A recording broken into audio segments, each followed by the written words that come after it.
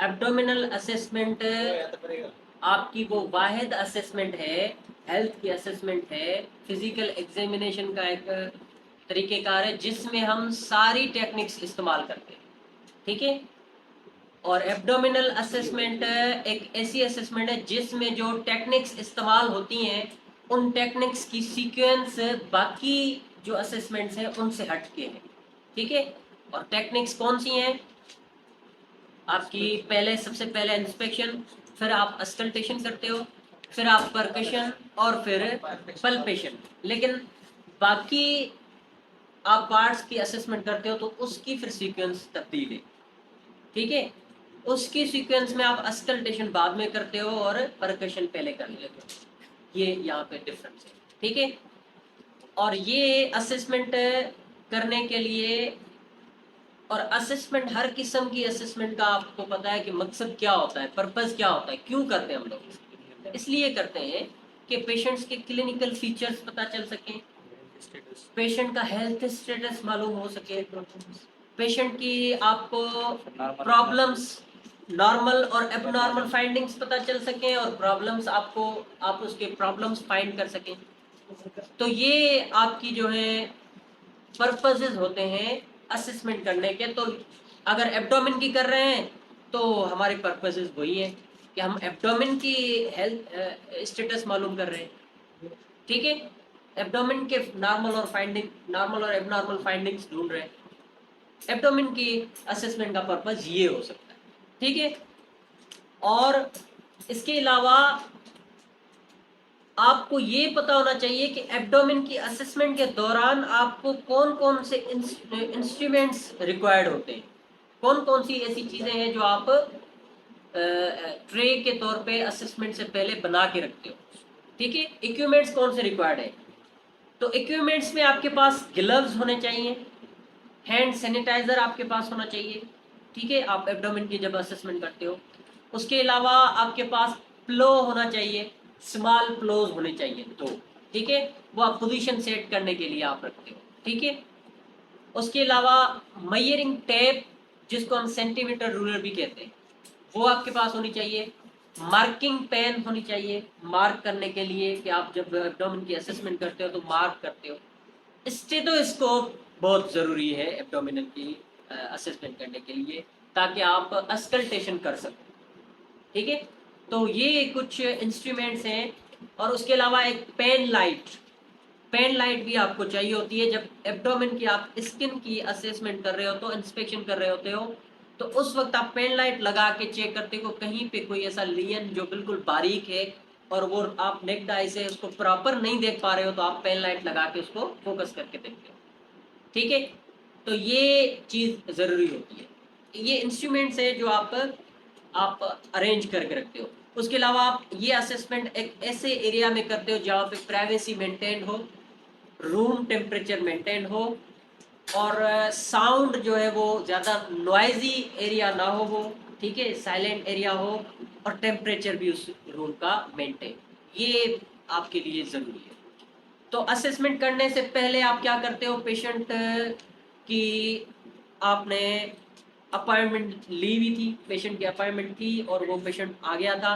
अब आप पेशेंट को जाके इंट्रोड्यूस करते हो कि हु आई एम, मैं कौन हूँ, क्या करने आया हूँ। आप इंट्रोड्यूस कर रहे हो। ठीक है।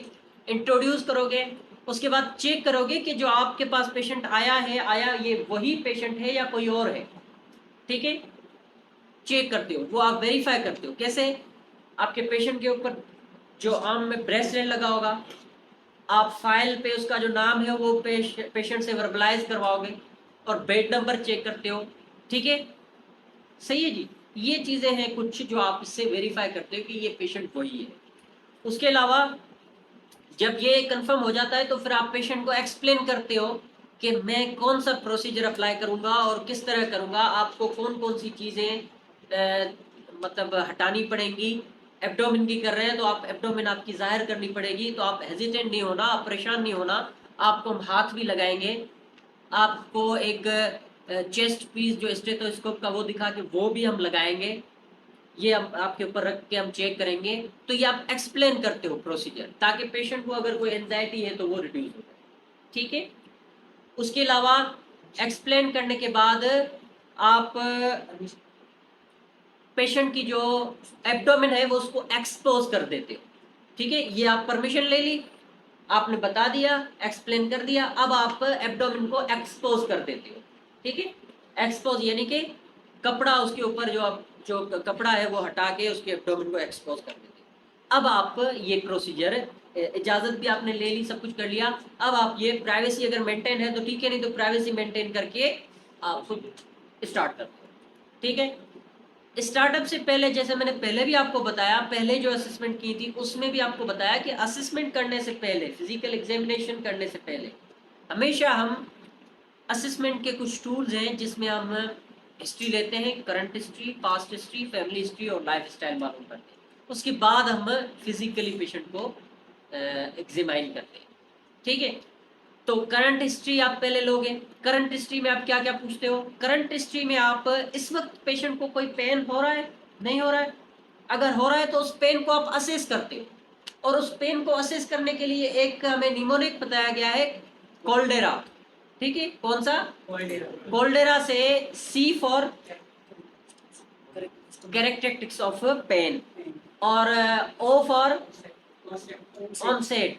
ठीक है, और उसके अलावा है एल फॉर लोकेशन और डी फॉर ड्यूरेशन और ई फॉर एग्जिबिशन और आर फॉर रेडिएशन और एक और आर है रिलीफ। ठीक है, और एक ए है, ए फॉर एसोसिएशन। ये कोल्डेरा एक निमोनिक है जिसके जरिए आप पेन को असेस करते हो, पता चलता है कि भाई पेन का कौन सा कैरेक्टर है, पेन का किस तरह का पेन है। ठीक है, ऑनसेट से आपको पता चलता है कि ये किस तरह, कब स्टार्ट हो रहा है और कैसे स्टार्ट हो रहा है। ठीक है, और किस वजह से, कौन सी पोजीशन में। ठीक, लोकेशन किस जगह पे हो रहा है, एब्डोमेन के राइट पे, लेफ्ट पे, अपर क्वाड्रेंट में, ये आपको पता चलता है। ड्यूरेशन कितने टाइम तक रहता है, मुसलसल है 5-10 मिनट के बाद खत्म हो जाता है या किस तरह है, ड्यूरेशन आप मालूम करते हैं। ठीक है, और कौन सी चीज से बढ़ता है, ठीक है, और कौन सी चीज से रिलीफ मिलता है, आपको कौन सी पोजीशन में पेन ज्यादा होता है और कौन सी पोजीशन में पेन कम हो जाता है, ये आप मालूम करते हो। ठीक है, उसके अलावा कहीं रेडिएट तो नहीं हो रहा, ये पेन कहीं राइट साइड पे, राइट वाला पेन लेफ्ट की तरफ जा रहा हो, ठीक है, आपके अपर क्वाड्रेंट वाला पेन राइट शोल्डर की तरफ जा रहा हो, तो ये रेडिएट तो नहीं हो रहा, ये आप पूछते हो पेशेंट से, और ये चेक करते हो, असेस करते हो, पेन को असेस कर रहे हो आप लोग। ठीक है, और उसके अलावा एसोसिएटेड, एसोसिएटेड से मुराद क्या है कि कौन सी ऐसी चीज है जो आपको पेन बढ़वाती है, जिससे वो एसोसिएटेड है। ठीक है, आप सोते हो तब, बैठे होते हो तब, ठीक है, चलते हो तब, तो ये आपको इससे पता लगता है। ठीक है, अब कहने का मकसद ये है कि ये कोल्डेरा एक टेक्निक है, निमोनिक है, जिसके जरिए आप पेन को असेस करते हो। तो ये आप असेस करोगे। उसके बाद नाजिया वोमिटिंग की हिस्ट्री लोगे कि आपको कोई उल्टी या दिल खराब तो नहीं हो रहा अभी, ठीक है, इस वक्त डायरिया, कोई मोशन, ठीक है, ये आप करंट सिम्टम्स आप मालूम कर रहे हो। Is it? उसके अलावा आपको भूख किस टाइम लगती है, किस टाइम खाना खाते हो, ठीक है, और पहले जो आपको आपकी भूख लगती थी और अब भूख नहीं लग रही, इस तरह की सवालात। ठीक है, ये आप करंट आप सिम्टम्स मालूम कर रहे हो कि पहले जो आपका खाने का शेड्यूल था, आपको भूख लगती थी, अब ऐसा तो नहीं है कि अब आपको भूख ही नहीं लग रही, एपिटाइट चेंजेस इसको बोलते हैं।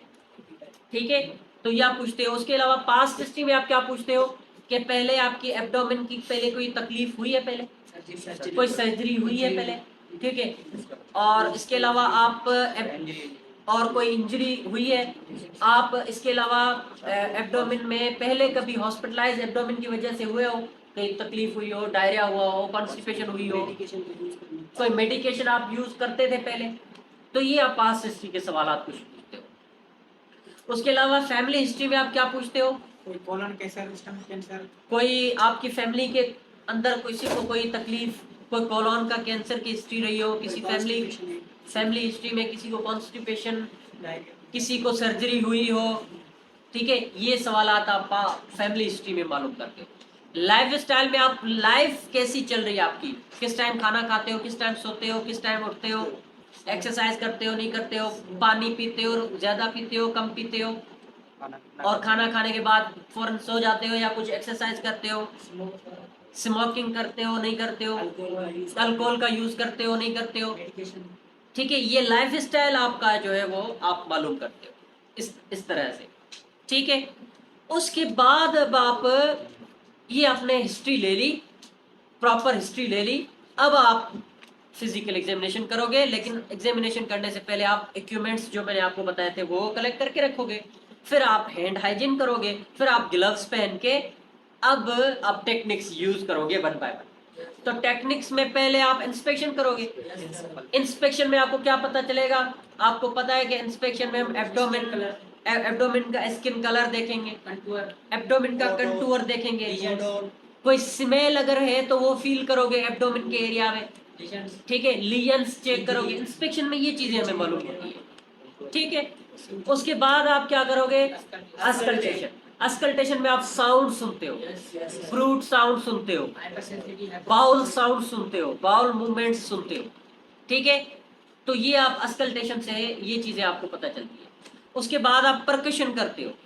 ठीक है, और परकशन में आप डल साउंड, फ्लैट साउंड ये सुनते हो। ये परकशन की टेक्निक्स में आप फिंगर्स को इस्तेमाल करते हो इस तरह। ठीक है, डोमिनेंट हैंड से आप जो है आप उसको स्ट्राइक करते हो, और जो आपकी एक फिंगर होती है फ्लेक्सर जो आप रख के उसके ऊपर स्ट्राइक करते हो। तो ये परकशन की टेक्निक है, इस तरह आप परकशन करते हो। ठीक है, उसके अलावा आखिरी जो है आपकी पल्पेशन आप करते हो। अच्छा, एक चीज ध्यान में रखें कि आप परकशन और पल्पेशन के दौरान ग्लव्स उतार दोगे। उसकी वजह यह है कि अगर आप पल्पेशन ग्लव्स के साथ कर रहे हो तो आपको टेम्परेचर फील नहीं होगा। पल्पेशन के जरिए आप टेम्परेचर फील करते हो, आप सेंस करते हो कि कोई टेम्परेचर, कोई ऐसी चीज है, कोई फ्लूइड है, कोई हार्ड चीज है, कोई सॉफ्ट है, तो वो आप ग्लव्स के साथ करोगे तो आपको डेटा में बायसनेस मिल सकती है। ठीक है, वेरिएशंस आपको डेटा में मिल सकती है, तो इसलिए आप ग्लव्स उतार के आप ये प्रोसीजर परफॉर्म करते हैं। तो इस तरह आप आपकी एब्डोमेन की असेसमेंट करते हो। इस तरह आप अगर परफॉर्म करते हो तो आपको जो पेशेंट की नॉर्मल और एबनॉर्मल जो भी चीजें होंगी, हेल्थ का स्टेटस, एब्डोमेन का जो हेल्थ कंडीशन, उससे रिलेटेड कोई क्लिनिकल फीचर्स होंगे, वो सारे आपको मालूम हो जाएंगे। अच्छा सर, और ये सारी चीजें आप करने के दौरान आप नोट करते जाते हो फाइल में। ठीक है, तो ये आपका एब्डोमेन का तरीकेकार है जो आप परफॉर्म करते हो। अब आप ये प्रोसीजर जो मैंने आपको समझाया ये आप परफॉर्म करो। अच्छा, जैसे कि आपने बताया कि भाई मतलब जनरल जो आप करते हैं असेसमेंट, तो उसकी टेक्निक अलग अलग होती है। तो एब्डोमिनल की टेक्निक में सीक्वेंस में चेंजेस है, जैसे कि हम करते हैं जनरल में पहले क्या करते हैं हम, इंस्पेक्शन, फिर पल्पेशन, तो इंस्पेक्शन, पल्पेशन, परकशन, फिर स्कल्टेशन करते हैं। आपने बताया एब्डोमिनल में चेंज है, अब वो चेंजेस क्यों है? जैसे कि भाई जैसे आपने बताया कि आप पहले आप करते हैं इंस्पेक्शन, इंस्पेक्शन के बाद स्कल्टेशन, स्कल्टेशन के बाद परकशन और फिर पल्पेशन, यानी सीधा ये उल्टा हो गया, मतलब ये क्यों कर रहे हैं? ठीक है, जबरदस्त एक सवाल इन्होंने पूछा है कि हम जब एब्डोमेन की असेसमेंट कर रहे हैं तो उस वक्त टेक्निक्स की सीक्वेंस तब्दील क्यों है। हम वो जो बाकियों में टेक्निक्स की सीक्वेंस रखी गई है बाकी पार्ट्स की असेसमेंट में, तो वो क्यों नहीं अप्लाई कर रहे हैं एब्डोमेन में।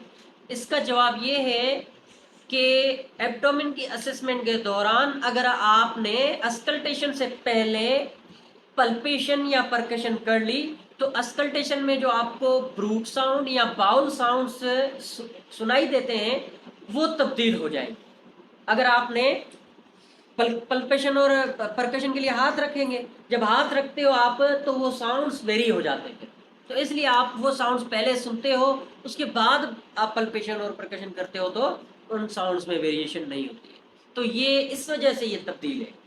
ठीक है सर, मेरा एक क्वेश्चन है कि आपने पहले हमें जो क्वाड्रेंट के बारे में बताया था कि जो हम करते हैं जो क्वाड्रेंट, तो वो हम लेफ्ट जो हमारे पास होता है, राइट लोअर क्वाड्रेंट से स्टार्ट करते हैं, फिर राइट अपर क्वाड्रेंट, फिर जो हमारे पास लेफ्ट जो अपर क्वाड्रेंट से लेके फिर हम जाते हैं जो है ना लेफ्ट लोअर क्वाड्रेंट। अच्छा, ये इस तरह से क्यों? फिर हम तो इस तरह से भी स्टार्ट कर सकते हैं, राइट अपर क्वाड्रेंट से लेकर फिर इस तरह से भी मूव कर सकते हैं। तो वो ये इसलिए कि जो आपकी एब्डोमेन है उसका तरीक़ेकार ये है कि आप राइट टू लेफ्ट जाते हो। उसकी वजह ये है कि आपका जो इंटेस्टाइन है उसकी जो एनाटॉमी है वो इस तरह की है, उसके साउंड्स इस तरह के कैरी कर रहे हैं और आपके एब्डोमेन में वो साउंड इस तरह प्रोड्यूस हो रहे हैं। और जो मूवमेंट है पेरिस्टालसिस मूवमेंट, उसके चलने का अंदाज इस तरह का है, इसलिए हमें ये सीक्वेंस रखनी पड़ रही है।